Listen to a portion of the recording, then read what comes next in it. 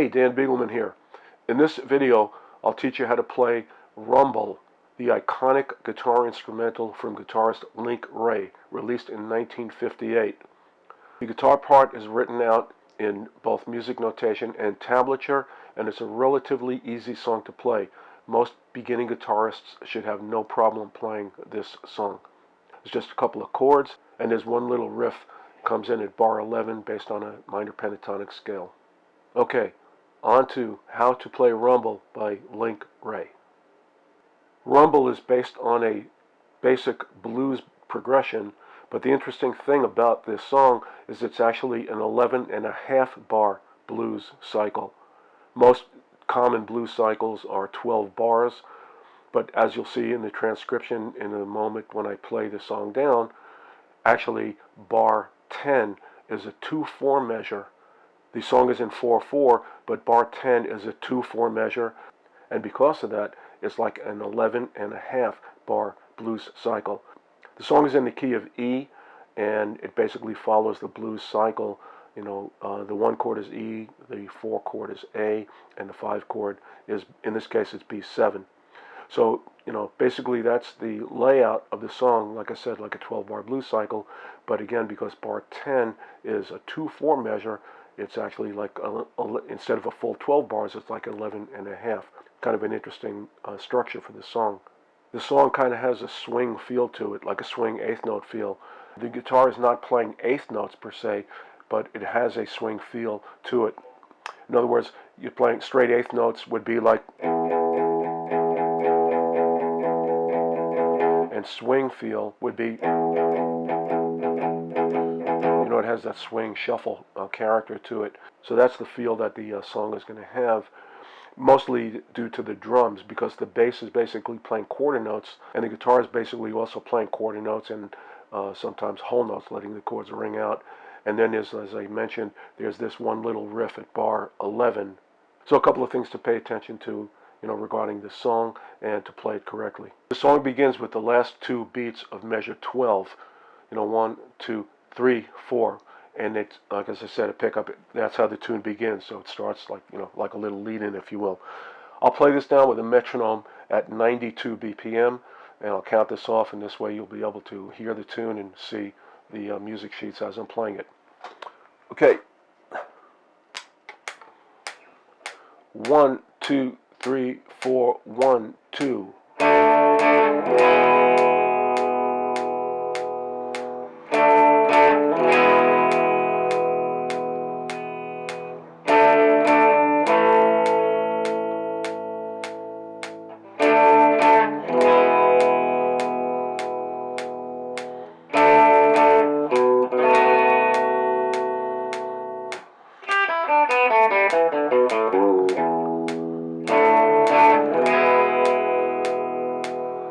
And that last E chord that I hit is beat 1, the beginning of the cycle. And now I'll play it a little slower at 72 BPM. 1, 2.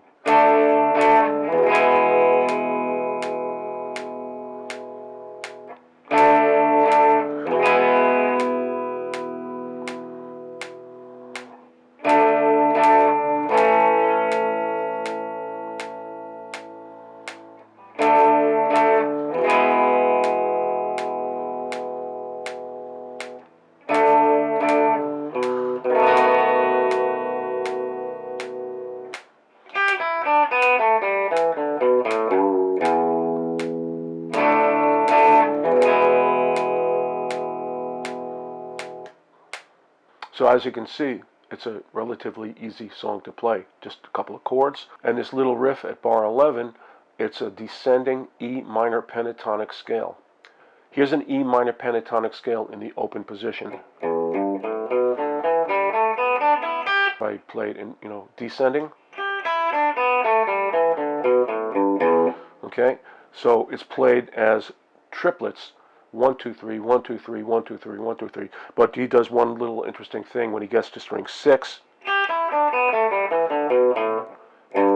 He goes, so he grabs the F sharp note, fret 2 instead of fret 3, pull it to, pull it down to bend a half step, release it, and then the open E. So you're hearing actually, but you're not playing G. You're not playing G, F sharp, E. You're going to pull the F sharp down a half step. But again, as I said, it's 4 sets of triplets. 1, 2, 3, 1, 2, 3, 1, 2, 3, 1, 2, 3, and then, okay, so that's really the tune, except for when he gets to the 3rd cycle, what he does is he plays tremolo picking on this E chord, on the top 3 strings at fret 12, and he goes, right? And tremolo picking means it's not really a definitive note value. In other words, it's not 16th notes or 32nd notes. You just kind of with your right hand goes fast as you can back and forth, right? And he does that for the first 4 measures of the 3rd cycle. So I'll bring this back to 92 where I was here, and okay, back to 92. So I'm going to do this for 4 measures. 1, 2, 3, 4. 2, 3, 4. 1, 2, 3, 4. 1, 2, 3, 4. 1, 2, 3, 4. And then that A chord is beat 1 of measure 5. So it's the same 11.5 bar cycle, that just keeps repeating. And on the 3rd cycle, as I said, he replaces the first 4 bars with that tremolo on that E chord, just the top 3 strings. That's really the tune. So you have, like I said, just, you quarter note chords, whole note chords. You have this little riff here on the pentatonic scale. And then on the 3rd cycle, you have the tremolo picking on that little E chord for the first 4 measures. There you go. That's how to play rumble.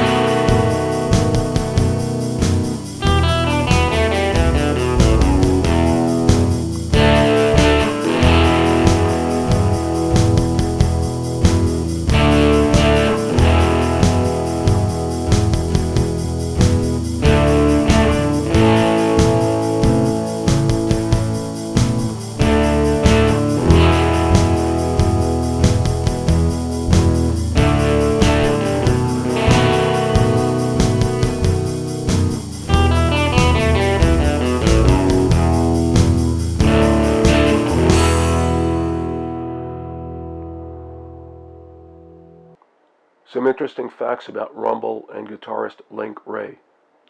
Rumble was released on March 31st in 1958, and it's the only instrumental recording that was ever banned from some U.S. radio stations for some years. The reason it was banned is because rumble was a term that gangs used when they would have a gang war. You remember the Broadway show or the movie West Side Story?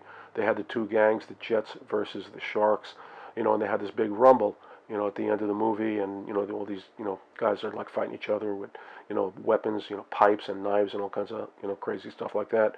So because of that, and in the 50s, like teenage gangs was kind of a big thing, in terms of like movies that were being made, and I guess these radio stations felt they kind of wanted to stay away from promoting anything that had any connection to gangs and gang wars and stuff like that.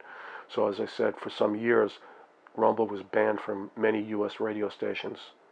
Rumble appeared in quite a few movies: Pulp Fiction, Independence Day, and Blow, and also appeared in quite a few television shows.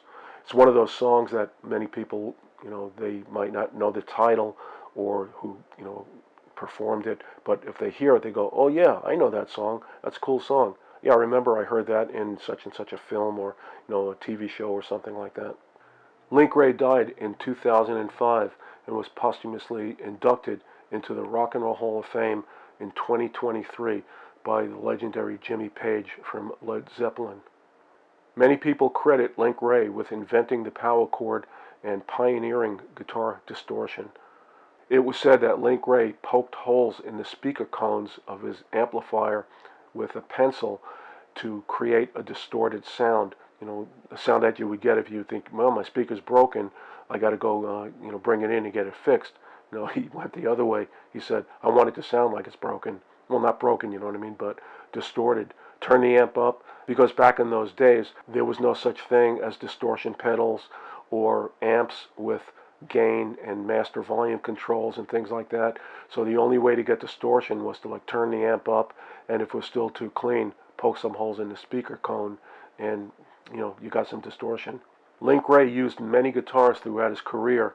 If you search online and look for images of Link Wray, you'll see him just in a wide assortment of guitars: Gibson Les Pauls, Gibson SGs, Gretsch guitars, Dan Electro Longhorn guitars, Supro guitars, just almost any guitar that you can imagine, Fender Stratocasters. The pictures of the album for Rumble, and a lot of pictures from way back then, show him playing Dan Electro Longhorn guitars. But from what I've read, Link Wray actually used a 1953 Gibson Les Paul on the recording of Rumble, although I've never seen a picture of Link Wray with a 1953 Les Paul.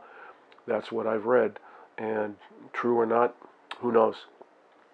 And by the way, this is a 1968 Gibson Les Paul, and it has the P90 pickups, the sometimes referred to as soap bar pickups.